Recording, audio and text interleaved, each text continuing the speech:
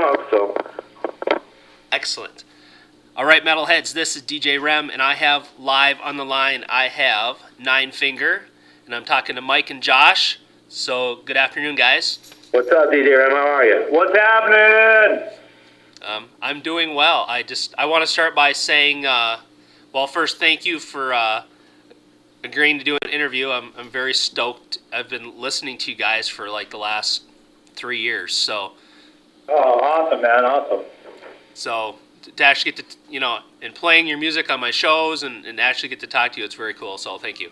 Yeah, well, we appreciate your support. We love it. So for having us, man. Yeah, no problem. Did you guys like the banner that Scott made? Oh shit, that was awesome. Yeah. We looked kind of creepy. I liked it. We looked like walkers, zombies. Yeah. Yeah, he did a little cartoonizing with that one, so it was pretty cool. That's pretty badass. Yeah, a lot of our peeps, we put that up on our website. Everyone loved it. Looked great. We like Walking Dead from, you ever watch that series on AMC? I have not. It's a zombie, series. It's pretty badass. So it's the first thing we saw. We're like, oh, zombies. Very cool. Just so everybody knows, too, and this is just for your benefit, this interview will replay, and you probably already know from the banner, but Monday night at 9 p.m. Monday night. So make sure you spam the world. That's right, January 9th, 9 p.m., Ninefinger. That's a lot of nines. It is. Wow. You know what? I did not even do that on purpose. That's awesome. Oh, we know you did. We know you did. That's how the world works. That's very cool. Okay, so tell me what's going on with you guys right now. Well, we took the holidays off. Everyone went their respective ways to celebrate their respective holidays, and but before that, we had been touring military bases and playing some universities, some California universities out here, and we've been touring the military bases, playing for a lot of Air Force bases, which have been amazing shows. To be able to give back to our men and women, support the troops. And made a lot of new fans, met a lot of new friends, played a lot of crazy, crazy shows. And we're looking to ramp that back up. Right now, January, we're in the studio recording our new EP, which will probably be ready beginning of March. So we got about 5 new songs coming out, ready to get out there and disseminate to the public. That's awesome. I cannot wait to hear it. Well, you'll be the first one to get them, we promise. We'll make sure we send you a couple tracks first, so you can be the first one to play them. That'll be great. I have to ask you about the military installation you'll be playing. Have you guys been working with any promoters for that? Who's been helping you along with that? Just kind of do-it-yourself type thing. We got a great manager, Boy Wonder Management. So we just came up with this idea that we wanted to kind of find a way to give back to people, and one of the ideas we came up with was playing for the troops, and just started contacting the bases and seeing if they'd have us, and we found one that would have us up there. They were a little scared at first because we're a little edgy, and we throw a good party when we play. Well, yeah, and the funny thing was we tried to keep it kind of tame at first when we were approaching this, because we weren't sure what to expect. But when we got there, it was pandemonium, so there was no holding back at all. But each group, each base has kind of their own little PR kind of department, Yeah, so we hit them up and we were like, hey, we want to bring Ninefinger to the troops, and they're like, all right. A couple of them said no because of our, we looked edgy, and then we found one that said yes, Vandenberg Air Force Base up in Lompoc, which I guess I should give a shout-out because our Lompoc peeps are up there. And we went up there, and like Mike said, it was crazy. And after we played that show, word got out to all the other bases, and they were just begging for us to come. That's very cool. Have you guys ever heard of an organization called Freedom to Rock? No. You should check into them. I actually just interviewed the founder and Raymond Herrera from Fear Factory this last week. And he's part of that organization, and they help promote what you guys are doing. So yeah, cool. Yeah, that'd be awesome. Yeah, for sure. That might be a good contact for you. Oh, that'd be awesome. That'd be great. Thanks. Yeah, it's fun to play. I mean, those guys, the men and women, they work so hard, and they're out there on the front lines, and doing all the hard work so that we can all, sleep free every night. And be free, man. We've met so many cool people up there, and they're all hungry for rock and roll, which is, we love that. That's very cool. So how long have you guys been together as a band? Well, Josh and I have been together officially for about 7-8 years now. We started obviously 8 years ago, kind of messing around in the garage with the two other guys that are far long gone. We've been through a few members since then, a few basses, Spinal Tap drummer. Yeah. A few basses, a few bass guitars, and now we've have a pretty good core lineup now. But as far as like how long Ninefinger's been around for, it's been about 7 or 8 years, and that when Josh and I started. Okay. Can you mention other band names, members, and what their spots are in the band? Yeah, well, on the drums, we have the crazy, insane beatmaster, Buddha. That's it, Buddha. Just one word, Buddha. Yeah, and he's been with us almost 5 years now. Yeah. That guy's like our brother. And then on bass, we have Christian Disturba, who's actually hails from Argentina, the wild Argentinian. So that's it. We're a four-piece. It's me, Mike. I'm Josh, the guitar player. We got Mike on vocals, Buddha, and Christian. All right, cool. So when you guys are writing music and coming up with stuff, who is there like one person that kind of handles that, or do you guys do it more of a collaborative effort? How do you guys handle that? Well, I mean, Mike and I, because we started the band, obviously the songs are like our little children, so most times, he and I will come up with a riff, or, I'll write a riff and run it by him, and, and then we'll collaborate on the lyrics, or, sometimes Mike will have ideas and he'll write all the lyrics, and I write most of the music. Now that Christian has kind of joined the band, he brings kind of that 80s rocker, crazy wild man vibe to it, so we've been kind of opening up the songwriting process with him and collaborating with him, and but usually Mike and I will work on the songs, and then we'll present it to the band. Yeah, we just me and him would go sit down and kind of pound out a somewhat structure to the songs, and then bring it into the studio, and then we all kind of work on the arrangements and collaborate in that aspect, Okay, cool. So how often do you guys get together and jam and practice and stuff? Every day, if we can. If we can, but I mean, like full band, twice a week, nonstop. That's with before shows, twice a week practicing, and then whatever shows pop up. Right. So. Are you guys able to do this full time, or do you guys have jobs on the side too? Or what's up with that? Well, yeah, I mean, we kind of do it full time. I mean, we're hustlers. We gotta you gotta do what you gotta do. You gotta hustle on the side, but since we, last year we. Our band mentality was to ramp it up and let's make some money and find people that want great shows and will, take care of you as well. So we've been able to kind of make a switch where we're doing more and more of the band stuff than having to work these menial, trivial jobs where you're making $1 for someone else. I might be pumping your gas. You never know it. Nice. And Mike still, he'll rely on his male pole dancing.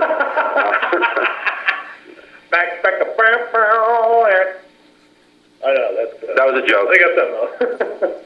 Yeah, sure it was. Just kidding. Yeah, let us clarify. Mike has never. I do not male dance. Okay, if you say so. Yeah, I think he did, but I think in like a brief period from '86 to '87. Back in the '80s. Hey. So how's it? So you guys are in Hollywood, you said? Yeah, well, technically North Hollywood. I mean, we tell people we're from Los Angeles, but we're from a little suburb north of Hollywood. Okay, so how's the music scene there? Is there a lot of opportunity to do a lot of shows? Yeah, we've done. We do like the. I don't know if you've heard of the Sunset Strip before. The little unknown gem of Hollywood, the Sunset Strip. Right. Yeah, we play a lot of the clubs around there, but we also do branch out of the Hollywood area too, and go head a little south, head a little north. You know what I mean? Right. So do you guys have you done, or are you planning to do anything like out of Cali? Like, Absolutely. Oh yeah, we have a huge fan base, and we'll give a shout out to Phoenix, Arizona. We go to Arizona a lot. Mike was born and raised out there, and we just decided that let's go out there and out in Phoenix and stuff. They're so supportive and hungry for rock and roll and good rock and roll bands that we try to get out there once a month or once every 2 months. Easy likes rock and roll. Easy like Ninefinger. Easy likey Ninefinger. Yeah, we hit AZ. We've been down south of Arizona. We've been to Vegas. Down in San Diego. We go out to Vegas. I mean, we try to hit up this whole area. This year, we're working on getting up to San Fran.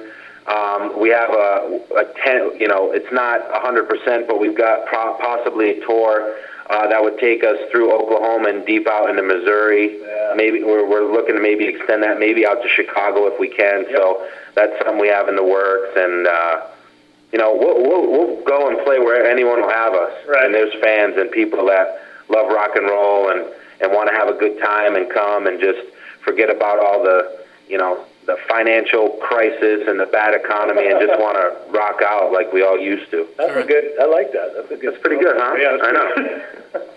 very good. If you like rocking out. So you guys mentioned this new EP you're working on. Where are you guys recording it at? We got a good buddy that we hooked up with, this guy Danny. We call him Didi.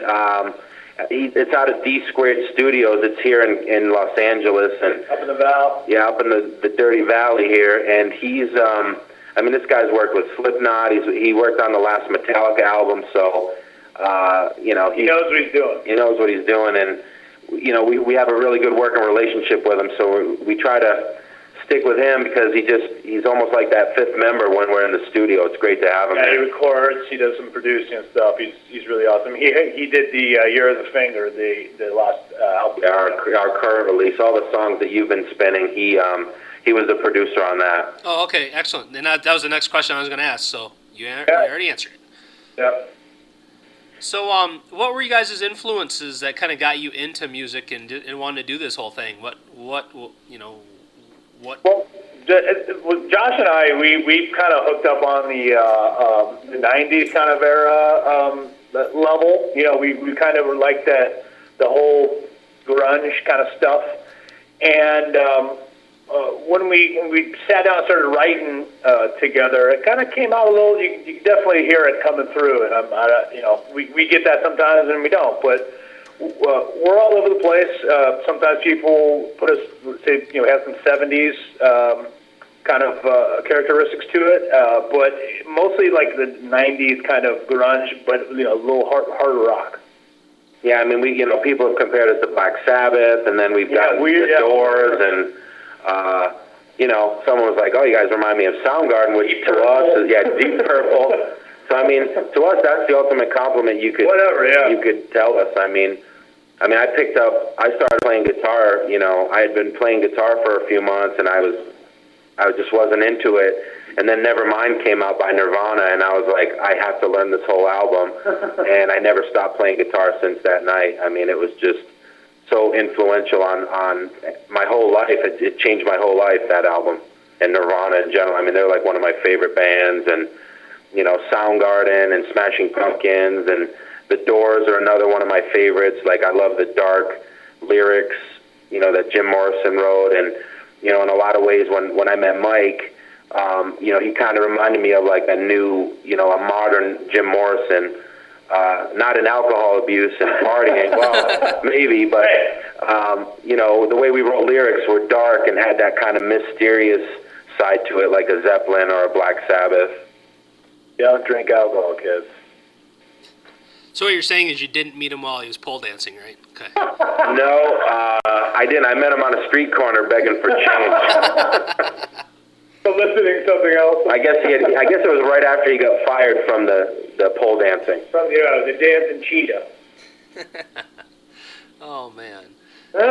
So what are some of your other, what are some of the other influential bands? I guess you touched on it, but Well, I grew up. I had an older brother, so I grew up listening to Zeppelin. I grew up listening to AC/DC. I even, I mean, it's a lot of classic rock. I mean, all over the board, Sabbath. But like coming up through the '80s, I even listened to a little bit of Def Leppard and some of those, '80s hair bands, I guess you can call them. Whether that has an influence, I don't know. I mean, if it comes through, great. Because that's what it was. You never told me you like Def Leppard. Can we pause for a minute? Mike and I need to get on the same page here. No, I'm just kidding. I mean, me too. I mean, I'm just a fan of music. I think I became a music snob in the '90s, where I only listened to '90s alternative rock. But I mean, the Beatles and Led Zeppelin, The Who. I mean, all the monsters of rock that laid the way for us to be doing what we're doing. I mean, so many bands out there, and then, even like sometimes we're crazy bands like the Beastie Boys, and sometimes we'll do Rage Against the Machine covers, and people love that stuff because it was an innocent time, I guess. People just we like to call it that we put a little Ninefinger twist on it, and that's what I feel we do. Yeah, if we do a cover, and that's the thing. I mean, we're modern rock. We're influenced by the '90s, but we say with a new flavor and twist. We're trying to update it and add our own elements to it. that's cool. So, the other thing I always like to ask bands is, obviously the record industry has flipped upside down in the last 10, 15 years or whatever. So what is your view of the record industry today? Well, I mean, obviously the current model isn't working, which is sad. But with the rise of the internet and Facebook and all these streaming music sites, I think we're finally. At first, MP3s and iTunes and Napster kind of shook the record industry. Which we are on. Yes, which we are. I might as well mention that right now. We are on iTunes under Ninefinger, and our Facebook is Ninefinger999. With the rise of social networking and stuff like that, it's kind of, allowed us to get the word out there. Bands, unknown bands and new bands to kind of spread the word and, get the word out there virally. Yeah, I think the social networking opportunities for bands today is so great. It's awesome. Yeah, totally. I'm at 100%. Yeah, I mean, that's what I was saying there is that, at first the record industry was kind of shaken up, and now I think, they're coming to terms with the future of music, which is downloads, and it might not necessarily be selling CDs or records or albums anymore. There's a different part of it now, and I think they're finally figuring out how they can make money on it, and so now they're getting behind it, like Spotify and places where you can stream songs and stuff like that. I mean, it's great. Yeah, and I just want to go on the record and say that I still buy CDs, and I even still buy records. So. Well, me too. I mean, there's something to be said when you go down and you get so excited. A new Nirvana album came out, and you go and you have the CD in your hand, and you open up the artwork that they spent time on, and looking at the pictures inside and the lyrics.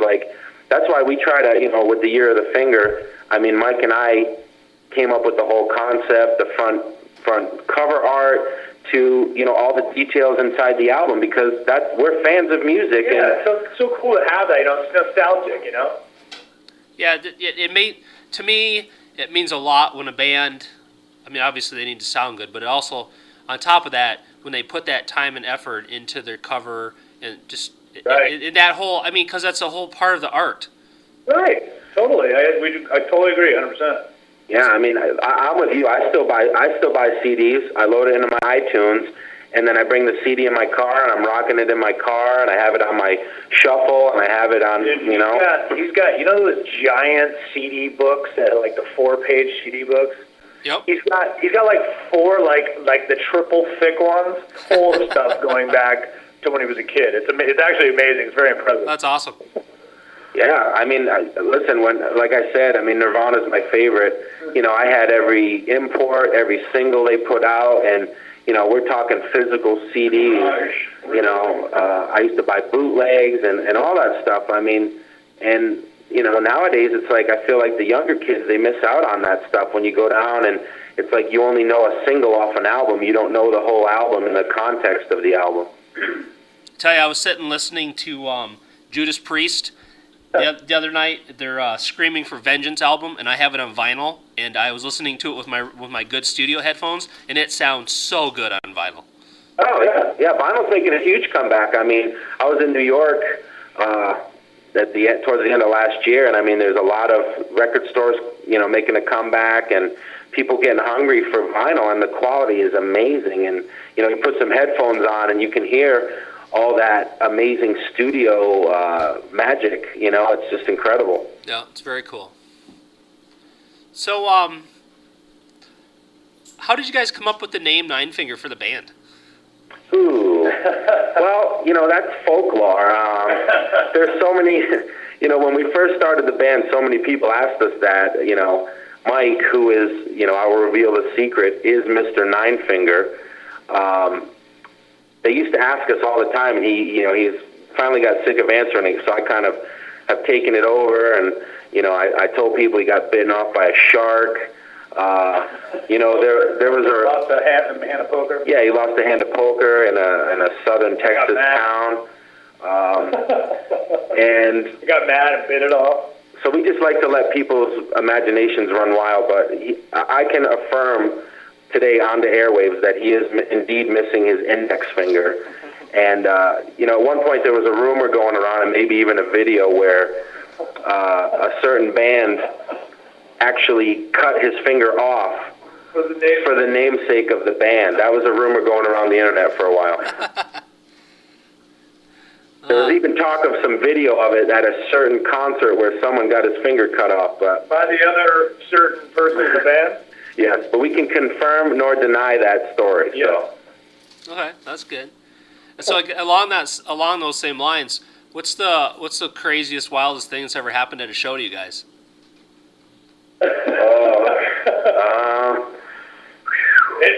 PG or you know, G or G or yeah, I have my kids in the background, so something that I don't have to worry about them hearing. Wow, there's so many people. I totally stage dived once, and they all caught me. It was crazy. Yeah, I don't. You know, getting back to the Ninefinger thing. You know, we love playing our music, and we try to make.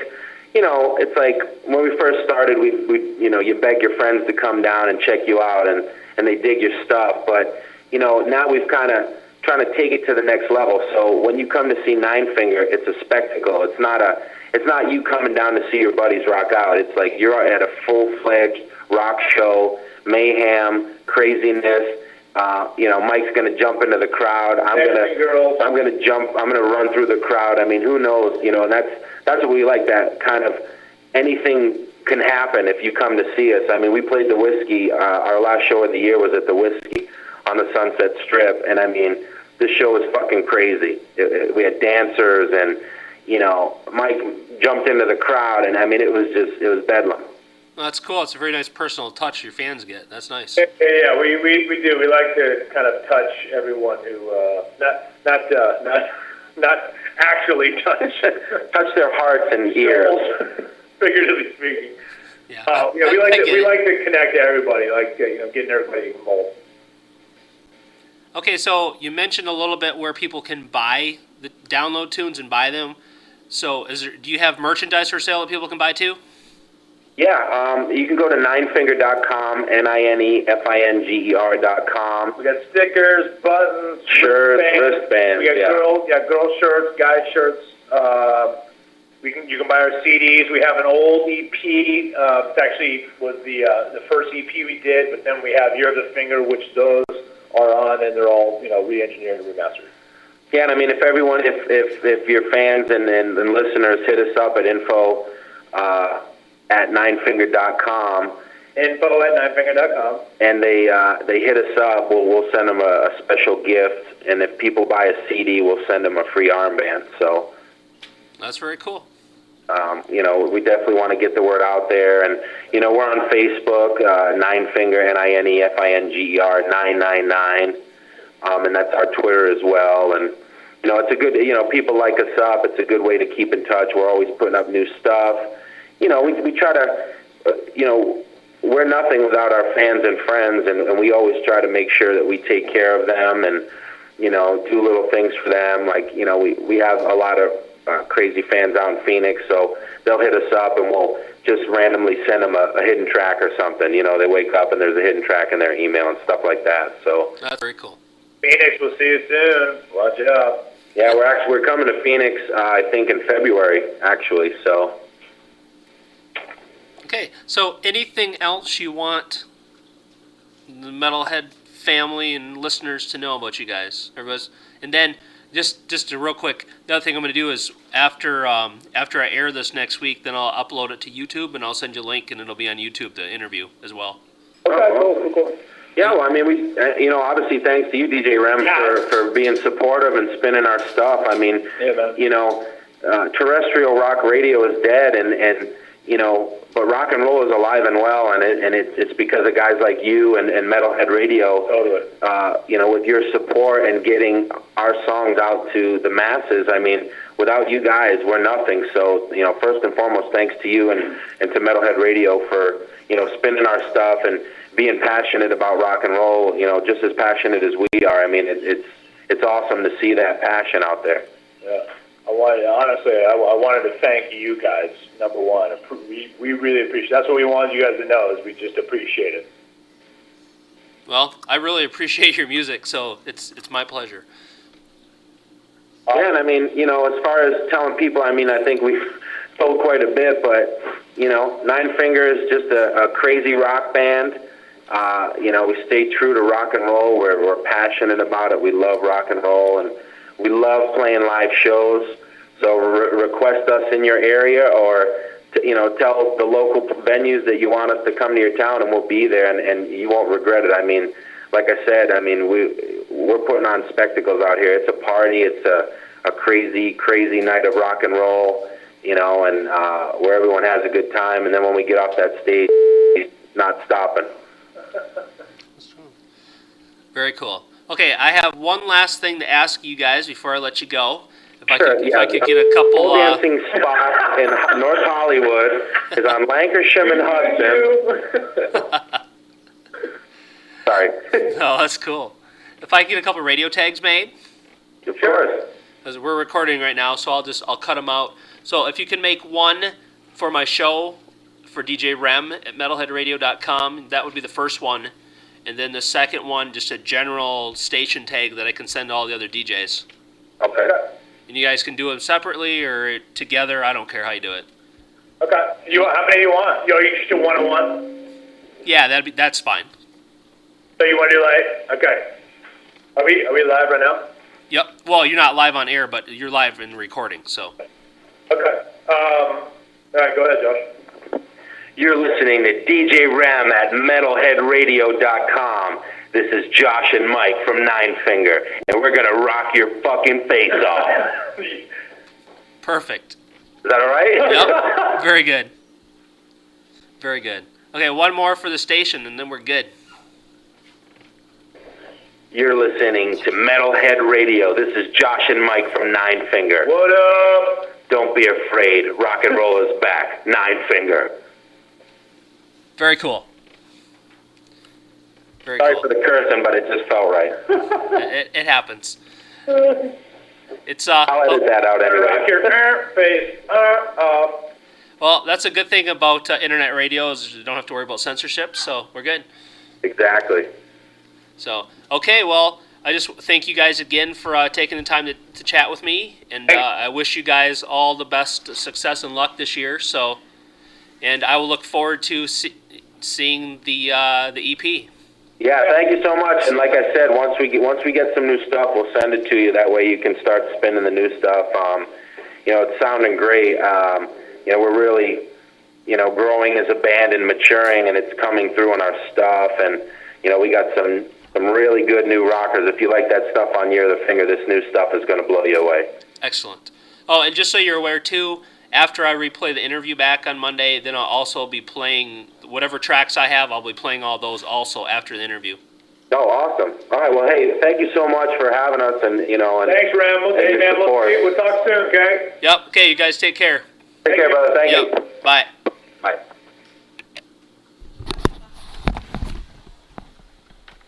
It's over. It's over, right? It's over.